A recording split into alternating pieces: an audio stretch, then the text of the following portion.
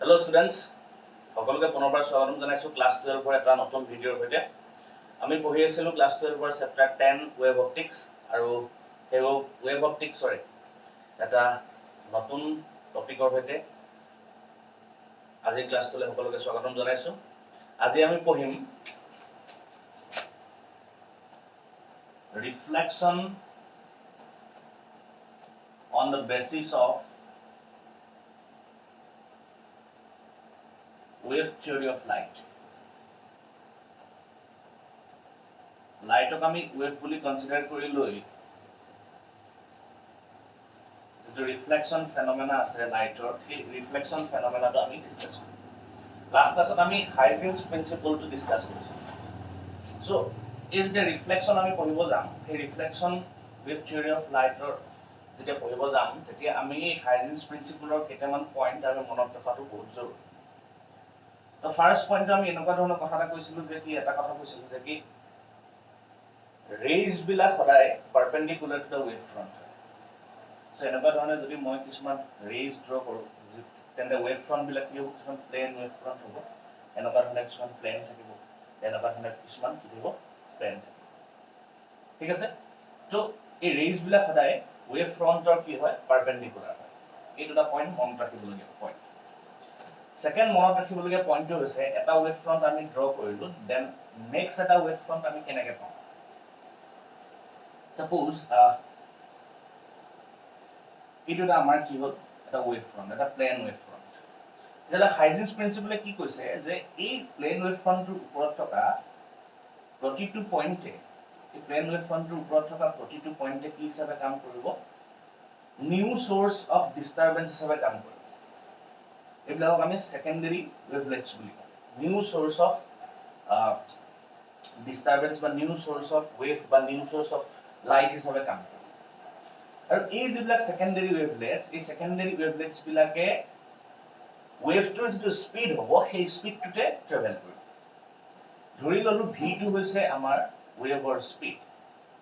v2 হৈছে wave speed. Suppose এই যিটো ওয়েভ ফ্ৰন্ট আছে এই ওয়েভ ফ্ৰন্টটো টাইম t = 0 দেন মই নিউ এটা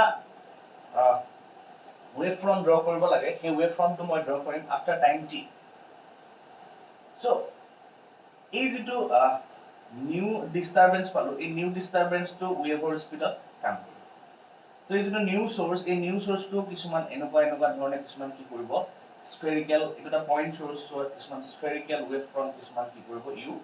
আমাক দিব। আচ্ছা এটা কথাটো হল কি সেই যেটো স্ফেৰিকেল ওয়েভ ফ্ৰন্ট সো টি টাইমত যদি আমি চাও টি টাইমত কিমান ডিসটেন্স ট্ৰেভেল কৰিব। সো আমি জানো যে distance is equal to velocity into time. So যদি সেই ওয়েভটোৱে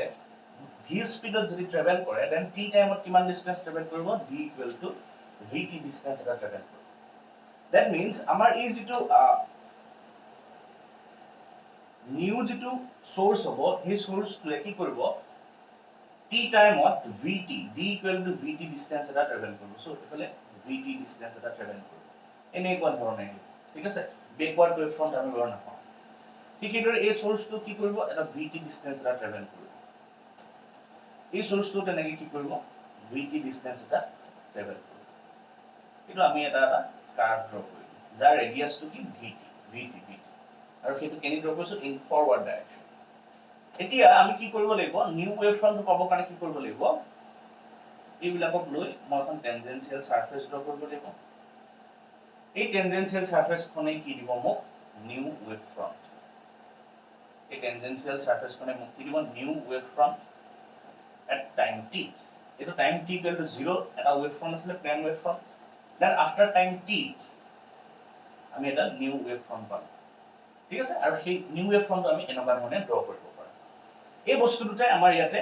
ৰিফ্লেকশনটো আমি যেতিয়া পঢ়িম তেতিয়া এই বস্তু দুটাই আমাৰ ইয়াতে দৰকাৰ হ'ব ঠিক আছে। সো আমি এতিয়া ৰিফ্লেকশন সো ৰিফ্লেকশনটো পঢ়িবলৈ আমি ফাৰ্স্ট কি কৰিলো আমি এখন কি ললো মিৰৰ এখন ললো ঠিক আছে। মিৰৰ এখন ললো এই ফালৰ পৰা কিছুমান ৰেজ কিছুমান আহিছে প্যাৰালাল ৰেজ কিছুমান আহিছে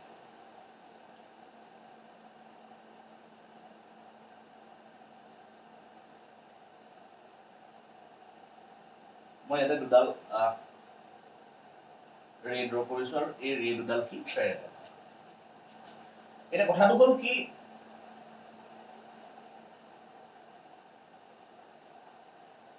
আমাৰ যিবিলাক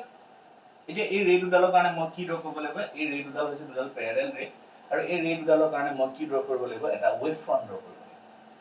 আৰু আমি জানো যে ৱেভ ফ্ৰন্ট বিলাক সদায় কি হয় ৰে বিলাকৰ প্যাৰেলাল হয় তেতিয়াহলে এই ৰে দুডালৰ কাৰণে যদি মই এটা ৱেভ ফ্ৰন্ট ড্ৰ কৰোঁ মই সেই ৱেভ ফ্ৰন্ট কেনেকৈ ড্ৰ কৰিব লাগিব পাৰপেন্ডিকুলাৰ এই দুইডালৰ কি পাৰপেন্ডিকুলাৰ সো মই যদি চাও এটো পাৰপেন্ডিকুলাৰ এটো পাৰপেন্ডিকুলাৰ সো এটো হৈছে কি এটা ৱেভ ফ্ৰন্ট এই ৱেভ ফ্ৰন্টৰ নাম দিলো মই কি এ বি এই দুটা ৰে যাৰ প্যাৰেলাল ৰে আহি আছে আৰু এই প্যাৰেলাল ৰে দুডালৰ কাৰণে মই যদি এটা ৱেভ ফ্ৰন্ট ড্ৰ কৰিবলৈ হয় তেন সেই ৱেভ ফ্ৰন্টটো মই কেনেকৈ ড্ৰ কৰিম পাৰপেন্ডিকুলাৰ টু দা ৰেজ সো এই ৰে দুডালৰ কাৰণে মই এটা এ বি এটা ৱেভ ফ্ৰন্ট ড্ৰ কৰিছো আৰু সেই ৱেভ ফ্ৰন্টটো মই কেনেকুৱা ধৰণে ড্ৰ কৰিছো পাৰপেন্ডিকুলাৰ ড্ৰ কৰিছো এতিয়া যদি চাও এই ৱেভ ফ্ৰন্টটোৰ এই যিডাল ৰে আছে এই ৰেডাল আহি প্লানি আমাৰ এই মিৰৰখনত ইনসিডেন্ট হৈছে সো এনেকুৱা ধৰণে এটা ৱেভ ফ্ৰন্ট আহি আছে ৱেভ ফ্ৰন্টটো আহি এইটো পইণ্ট পাইছে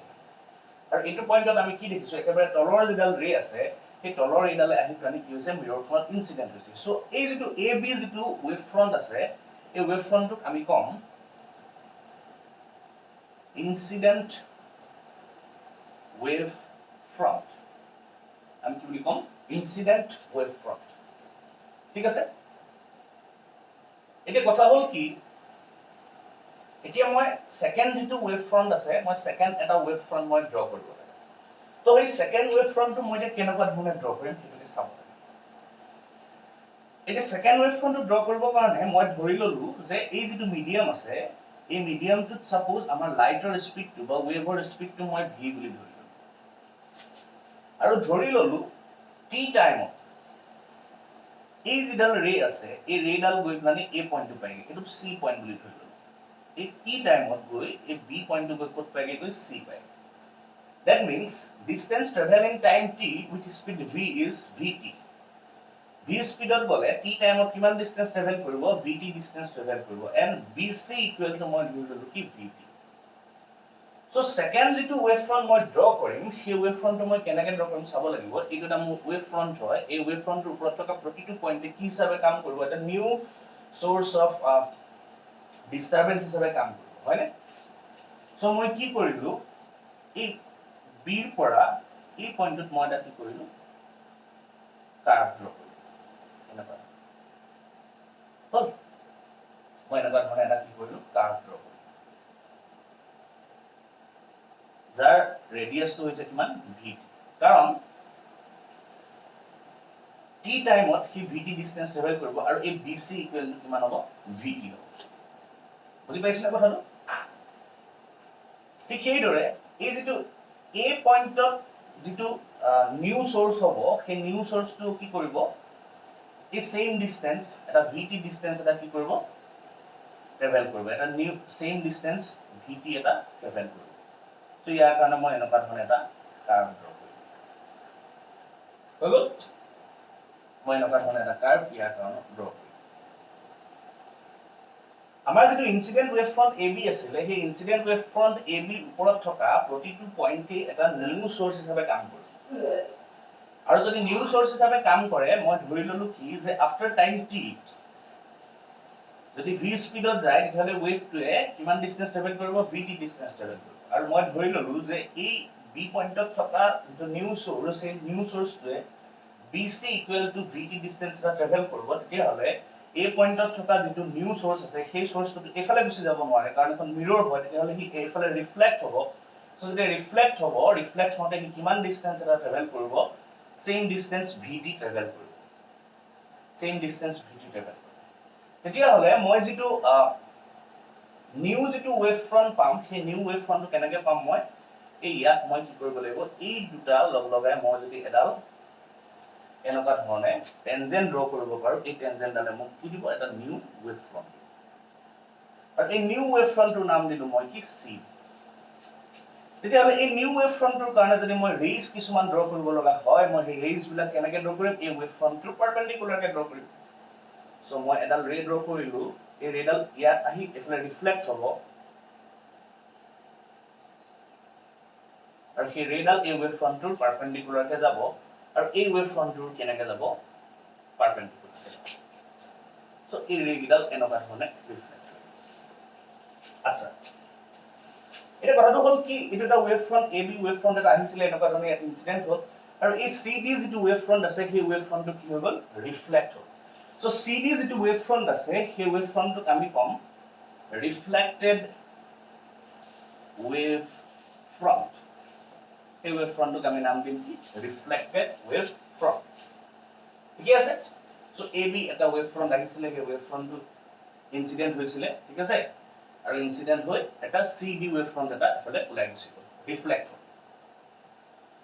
এতিয়া আমি চাম angle of incidence and angle of reflection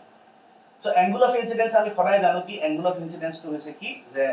angle between normal and incident ray so এটা হৈছে incident ray so আমি এটা normal draw কৰিলো so এই normal ডাল আৰু incident ray ডালৰ মাজৰ যেটো angle হ'ব সেই angle টোকে আমি angle of incidence I বুলি কওঁ ঠিক আছে এটা হৈছে এডাল ৰিফ্লেক্টেড ৰে ঠিক আছে ইয়াত মই এডাল নৰমাল ড্ৰ কৰিলো দেন এই যেটো এংগল হ'ব এই এংগলটোৰ মই নাম দিম কি r কাৰণ এডাল হৈছে ৰিফ্লেক্টেড ৰে আৰু নৰমাল ডালৰ মাজৰ যেটো এংগল হ'ব সেই এংগলটোক মই কি বুলি কম এংগল অফ ৰিফ্লেকচন r বুলি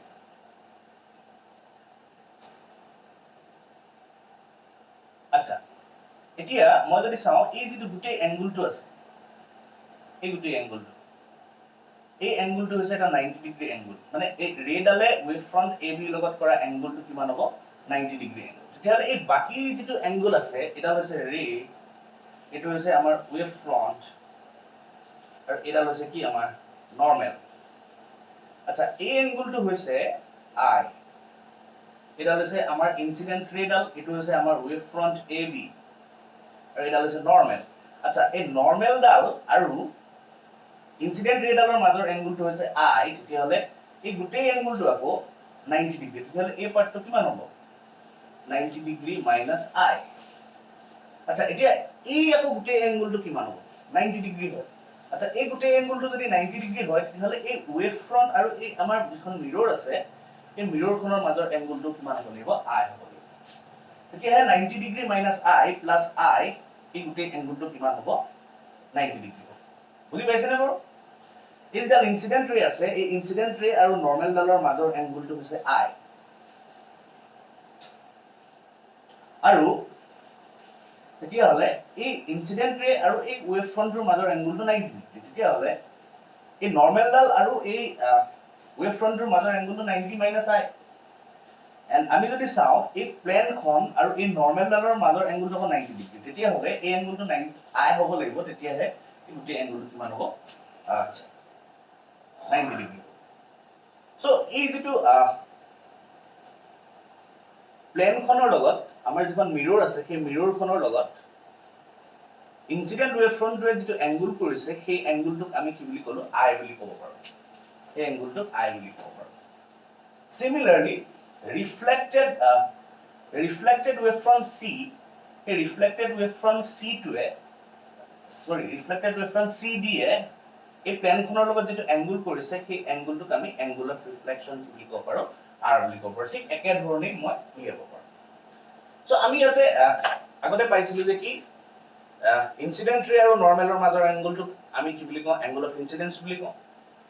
ঠিক সেইদৰে নৰমাল আৰু ৰিফ্লেক্টেড ৰেৰ মাজৰ এংগলটোক আমি এংগল অফ ৰিফ্লেকচন বুলি কওঁ কিন্তু ইয়াতে আমি কি ক'ব পাৰিম যে মিৰৰখন বা প্লেনখন যিখন প্লেনত ৰিফ্লেকচন হৈছে সেই প্লেনখন আৰু ইনসিডেন্ট ৱেভ ফ্ৰণ্টৰ মাজৰ এংগল এখন প্লেন ইনসিডেন্ট ৱেভ ফ্ৰণ্ট এটা এনেকুৱা ধৰণে আহি আছে এনেকুৱা ধৰণে আহি পেলাই ইয়াত পৰিছে সো এই ইনসিডেন্ট ৱেভ ফ্ৰণ্ট আৰু এই যিখন মিৰৰ আছে সেই মিৰৰখনৰ মাজৰ যেটো এংগল হ'ব সেই এংগলটোকে আমি কি বুলি ক'ব পাৰো এংগল অফ ইনসিডেন্স বুলি ক'ব পাৰো আৰু যেটো আমাৰ ৰিফ্লেক্টেড যেটো ৱেভ ফ্ৰণ্ট আছে সেই ৰিফ্লেক্টেড ৱেভ ফ্ৰণ্ট আৰু মিৰৰখনৰ মাজৰ এংগলটোক আমি কি বুলি ক'ব পাৰো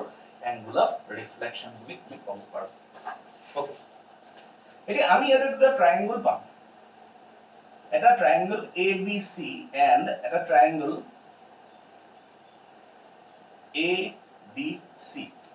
তো আমি ৰিফ্লেকশনৰ যে দুটা ল আছে সেই ল দুটা আমি প্ৰুফ কৰিব লাগিব তো আমি এটা দুটা ট্ৰায়াঙ্গল পাম এটা ABC আৰু এটা ট্ৰায়াঙ্গল ABC so my ABC triangle kita aru ADC triangle to extra ke mark use etu hoise triangle ABC jot a angle to hoise 90 degree angle a angle to hoise I and BC equal to ki VP BC equal to ki VP ঠিক হেইদৰে মই ADC triangle to draw কৰিব পাৰো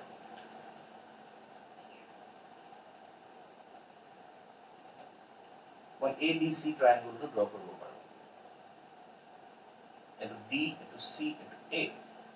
ADC triangle কি দেখিছো এই angle D2 হৈছে 90 degree হৈ গল এটো হৈছে R আৰু এই AD equal to also VT কাৰণ যেতিয়া B ৰ পৰা গৈ ৰে ডাল গৈ C পাইছেগে at same time A ৰ পৰা গৈ কি পাইছেগে গৈ D পাইছেগে so তেতিয়া হলে same time of same distance travel কৰিছে and which is VT then AD equal to also কি VT এতিয়া যদি চাও এই অ্যাঙ্গেলটো sorry BC equal to AD হয় BC equal কি হ'ব AD হ'ব এটো 90 ডিগ্রি ঠিক আছে and এই AC এটো কমন সাইড হয় ঠিক আছে AC common side BC equal to AD হ'ব কারণ দুইটা equal to VT হয় আৰু এটো 90 ডিগ্রি এটো 90 ডিগ্রি So তেতিয়া হলে এই ট্রায়াঙ্গল দুটা কি হ'ব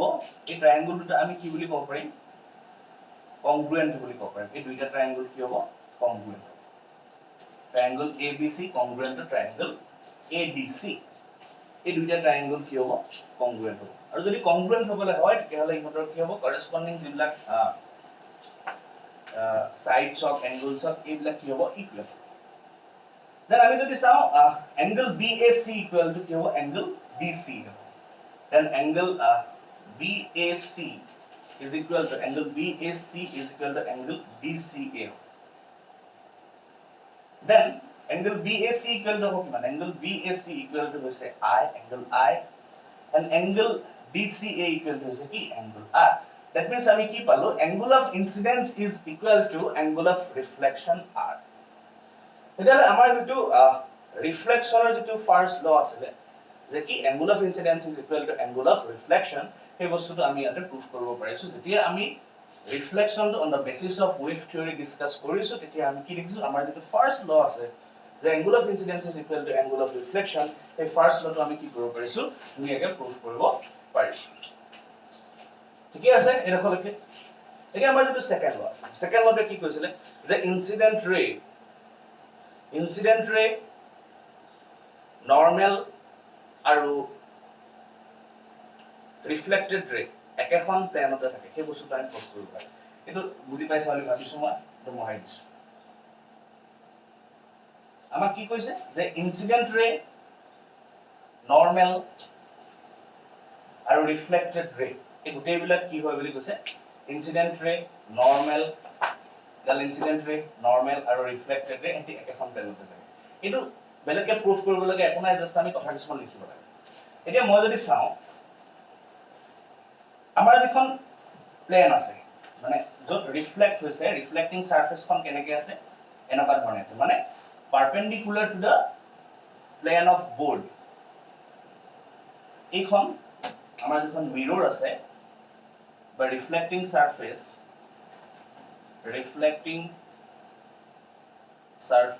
is perpendicular to plane of board ঠিক আছে similarly AB যেটো wave front আছে সেই AB wave front এনেকুৱা ধৰণে আছে আৰু আহোতে কেনেকুৱা ধৰণে আছে perpendicular to কি plane of board incident wave front is also perpendicular to plane of board আমাৰ যেটো incident wave front আছে সেই incident wave front AB is also perpendicular to কি plane of board বা plane of paper similarly reflected wave front CD is also perpendicular to plane of board. আমাৰ যেটো reflected যেটো wave front আছে CD সেই reflected wave front আমাৰ এই plane of board খনৰ কি আছে perpendicular ঠিক আছে এতিয়া যদি চাও reflecting surface খন কি হৈ আছে perpendicular to plane of board and আমাৰ যিডাল normal আছে সেই normal ডালকো কাৰ perpendicular হৈ আছে এই board খনৰ এই কি কয় reflecting surface খনৰ perpendicular হৈ থকা নাই বুজি পাইছে না কথাটো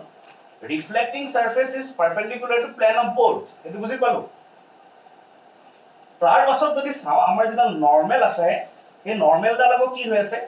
আমাৰ যেটা normal আছে এই normal ডালকো কি হৈ আছে এই perpendicular to the reflecting surface এই reflecting surface খনৰ perpendicular হৈ আছে তেনে হলে সেই যেটা normal আছে সেই normal ডাল এই plane of board খনত থাকিব লাগিব না কথাটো আপোনালোকে ভালকে পাব reflecting যিখন surface আছে সেই surface খন কি হৈ আছে এখন reflecting surface এই reflecting surface খন কি আছে perpendicular to this plane of board আছে and আমাক কৈছে কি যে যেটা normal আছে সেই normal ডাল আকৌ কি আছে normal ডাল এনেকুৱা ধৰণে আছে আৰু সেই normal ডাল কি হৈছে perpendicular to this এটা normal হয় এই normal ডাল কি হৈ আছে perpendicular to the reflecting surface তেতিয়া হলে সেই normal ডাল ক'ত থাকিব লাগিব এই plane of board খনত থাকিব লাগিব similarly incident wave front AB is perpendicular to plane of board AB যেটো incident wave front আছে সেই incident wave front AB to কি হৈ আছে বুলি কৈছে perpendicular to the plane of board এই board খনৰ কি হৈ আছে perpendicular হৈ আছে incident wave front and যেডাল incident ray আছে সেই incident ray ডাল আকৌ এই যেডাল incident ray ডাল আকৌ perpendicular হৈ আছে incident wave front তেতিয়ালে এই incident ray ডাল আকৌ plane of board খন থাকিব লাগিব board খনটা থাকিব লাগিব similarly reflected wave front যেটো CD reflected wave front আছে এই CD reflected wave front to কি হৈ আছে perpendicular to plane of board and reflected ray dal আকৌ এই reflected wave front to কি হৈ আছে perpendicular হৈ আছে তেতিয়ালে এই reflected ray dal ক'ত থাকিব লাগিব এই plane of board খনটা থাকিব লাগিব so ultimately আমি এইটো কথা ক'ব পাৰো যে incident ray হক normal হক reflected ray হক এই তিনিডালে ক'ত থাকিব এই plane of board খনত থাকিব বা plane of paper ত থাকিব and plane of board বা plane of paper ত থকা মানে হেৰি কি হৈ আছে একেখন plane তে আছে so reflection or যেটা law আছিল angle of incidence is equal to angle of reflection and angle of incident ray normal আৰু reflected ray একেখন plane তে থাকে সেই যেটো reflection phenomena সেই reflection phenomena to and তাৰ যেটা law আছে সেই law দুটা আমি on the basis of wave theory of light যেটা reflection discuss কৰিছো তেতিয়াও আমি দেখাব পাৰিছো that means light is into wave theory of light a wave theory of light to মানি চলিছে বুলি আমি ক'ব পাৰো কাৰণ ৰিফ্লেকশন টো হৈছে এটা প্ৰ্যাকটিক্যাল ফেনোমেনা আমি প্ৰ্যাকটিক্যালি দেখা পাওঁ আৰু from the wave theory of light আমি এই প্ৰ্যাকটিক্যাল ফেনোমেনা টো ধুনীয়াকৈ ডিসকাস কৰিব পাৰিছো that means কি আমি যে লাইট অফ the wave হিচাপে কনসিডাৰ কৰি লৈছো সেই কনসিডাৰেচনটো কোনোবাখিনিত আমাৰ ভুল হোৱা নাই সো আজিৰ ক্লাসটো ইমানতে সামৰিছো এক্সামত সুধি থকা এটা প্ৰশ্ন discuss the reflection of light on the basis of wave theory এনেকুৱা ধৰণে কুৱেশ্যন আহে 3 মাৰ্কছ মানৰ কাৰণে সো মই ইয়াৰ নোটছটো তোমালোকক প্ৰভাইড কৰিম সো কিবা যদি তোমালোকৰ ডাউটছ থাকে তেতিয়া হলে সেই ডাউটছখিনি তোমালোকে মোক ডাইৰেক্টলি ক্লিয়াৰ কৰিব পাৰা মোৰ লগত WhatsAppত বা ফোনত যোগাযোগ কৰিব পাৰা মোৰ নম্বৰ হৈছে 8399047794 সো খুব সোনকালে আৰু এটা নতুন ভিডিঅ লৈ তোমালোকৰ মাজলৈ আহি আছো সো আজিৰ ক্লাসটো ইমানতে সামৰিছো থ্যাংক ইউ